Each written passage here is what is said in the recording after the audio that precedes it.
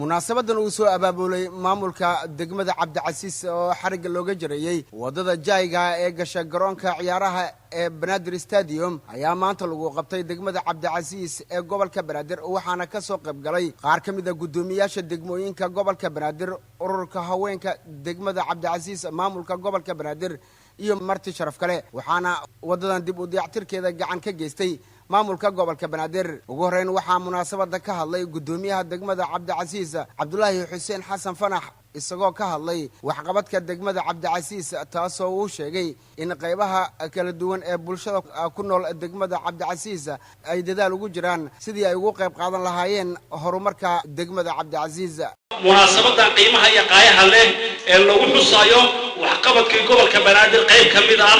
oo markuu dhismooyinka degmooyinka iyo xafiisyadii waaxaha iyo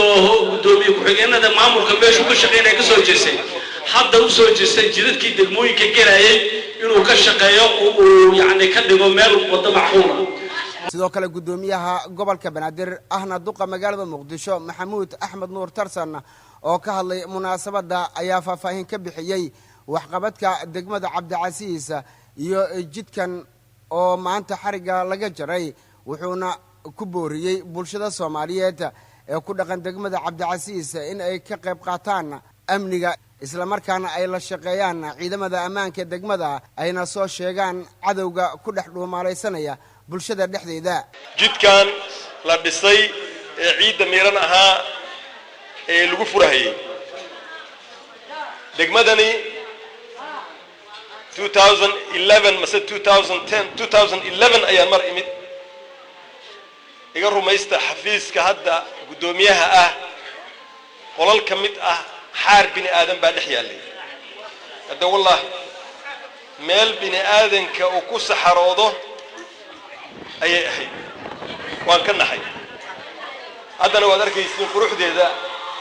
iyo haybadda ka muuqata iyo nidaam ka muuqda waxaasna waxaa weeye aragti iyo dadaal ayaa iyo doorka aad ku leedihiin adinku ood goosateen inaan degmadiina ay soo noqoto nolosha ku soo noqoto jawaahir waxaan ogaa iyadoo u qaxday African village ee meelahaas laga sheegayo qaxid degmadii ay weligeed ku dhalatay ay joogtay ayay ka qaxday markaas ay wax u qaxday halkaas colaadaasi way dhamaatay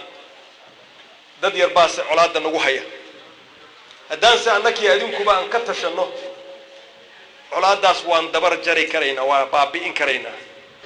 maamulka gobolka Banaadir ayaa muddooyinkan dambe waday howlo dib looga dayactirayo wadooyinka magaalada Muqdisho iyo horumar dhinac kasta ah si loo soo celiyo bilicda magaalada Muqdisho Muuse Cismaan Abtow telefishinka qaranka Soomaaliyeed Muqdisho